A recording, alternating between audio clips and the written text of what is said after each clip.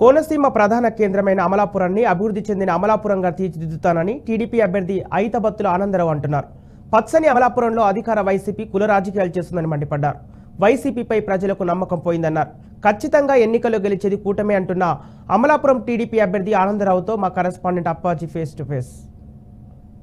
ఎన్నికల్లో పోటీ చేసే అభ్యర్థులు తమ ప్రచారాన్ని విస్తృతంగా కొనసాగిస్తున్నారు. ఇంటింటా ప్రచారం నిర్వహిస్తూ ఓట్లు అభ్యర్థిస్తున్న పరిస్థితి నెలకొంది. మనం ప్రస్తుతం డాక్టర్ బిఆర్ అంబేద్కర్ కోనసీమ జిల్లా అమలాపురం అసెంబ్లీ నియోజకవర్గంలో ఉన్నాము. అయితే మన వద్ద టీడీపీ అభ్యర్థిగా పోటీ చేస్తున్నటువంటి ఐతబత్తుల ఆనందరావు గారు మన వద్ద ఉన్నారు. వారిని అడిగి ప్రచార పర్వం ఏ విధంగా కొనసాగుతుందని వారి మాటలను తీసుకుందాం.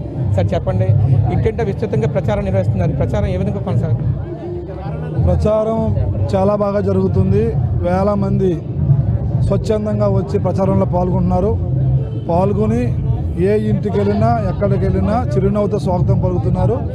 పలికి టీడీపీ, జనసేన, బీజేపీ కూటమి గెలవాలని ప్రజలు కోరుకుంటున్నారు. మీ మేనిఫెస్టో రిలీజ్ చేయడం జరిగింది, అలాగే వైఎస్ఆర్సీపీకి చెందిన మేనిఫెస్టో రిలీజ్ చేయడం. ఈ మేనిఫెస్టో వ్యత్యాసం ఏ విధంగా ఉందండి? తెలుగుదేశం, జనసేన, బీజేపీ మేనిఫెస్టో ఏదైతే ఉందో అది ప్రజల జీవితానికి భరోసా, భవిష్యత్తు గ్యారంటీ ఇస్తుంది. వైసీపీ మేనిఫెస్టో ఒక రాజీనామా లేఖలాగా ఉంది. అంటే ప్రధానంగా చూసుకున్నట్లయితే అమలాపురం అసెంబ్లీ నియోజకవర్గం సంబంధించి మీరు పలు దఫాలుగా ఎమ్మెల్యేగా కూడా పనిచేయడం జరిగింది. ఇంకా ఏ విధంగా సమస్యలు ఉండటం జరిగింది, ఆ సమస్యలు ఏ విధంగా పరిష్కరించబోతున్నారు? 2014-19లో గ్రామీణ ప్రాంతంలో కానీ పట్టణ ప్రాంతంలో కానీ 80% రోడ్లు పూర్తి చేసాం. ఇంక 20% ఉన్నాయి. ఆ 20% ఈ గవర్నమెంట్ ఏమీ చేయలేదు, మళ్ళీ మేమే చేయాలా. అది కాకుండా ప్రత్యేక సమస్యగా గుర్తించింది ఏంటంటే 60 గ్రామాల్లోనూ విలేజ్లో డ్రైనేజీ సమస్య ఎక్కువ ఉంది, దాన్ని పరిష్కారం చేయాలా. అలాగే మంచినీటి సమస్య ఉంది, దాన్ని పరిష్కారం చేయాలా. అది కాకుండా రైతాంగానికి డ్రైనేజీలు, కాలువలు ఆధునీకరణ చేయాలా. అది కాకుండా టూరిజం డెవలప్ చేయాలా. అలాగే ఇండస్ట్రీ ప్రకారంగా 5 ఏళ్ళు కూడా కోనసీమలో ఏమీ చేయలేదు గవర్నమెంట్. రేపు ఈ యొక్క కొబ్బరి ఆధారిత పరిశ్రమలు కానీ ఇతర పరిశ్రమలు కానీ తీసుకురావాలా. అంటే ప్రధానంగా ఇక్కడ ఓఎన్జీసీ కానీ గేలు అటువంటి చమురు నిక్షేపాలు ఎక్కువగా ఉన్నటువంటి సంస్థలు ఇక్కడ ఉన్నాయి, ఈ ప్రాంతం వద్ద ఉన్నాయి. ఈ ప్రాంతంలో ఏ విధమైన అభివృద్ధి సహకరిస్తున్నాయి?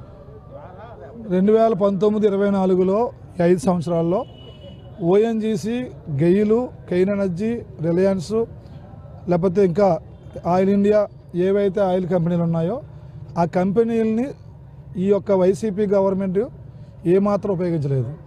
వాళ్ళ నుంచి ఏమాత్రం నిధులు తీసుకురాలేదు. రేపు మళ్ళీ మేము భారీ స్థాయి నిధులు తీసుకొచ్చి నియోజకవర్గం మొత్తాన్ని అభివృద్ధి చేస్తాం. ఆ కంపెనీలన్నీ కూడా స్థానికేతరులకు ఉద్యోగ అవకాశాలు కల్పిస్తున్నాయి తప్ప మన నియోజకవర్గంలో ఉన్నటువంటి యువతకు ఉపాధి అవకాశాలు కనిపించట్లేదని పలు ఆరోపణలు కూడా ఉన్నాయి. దీన్ని ఏ విధంగా ఛేదించబోతున్నారు?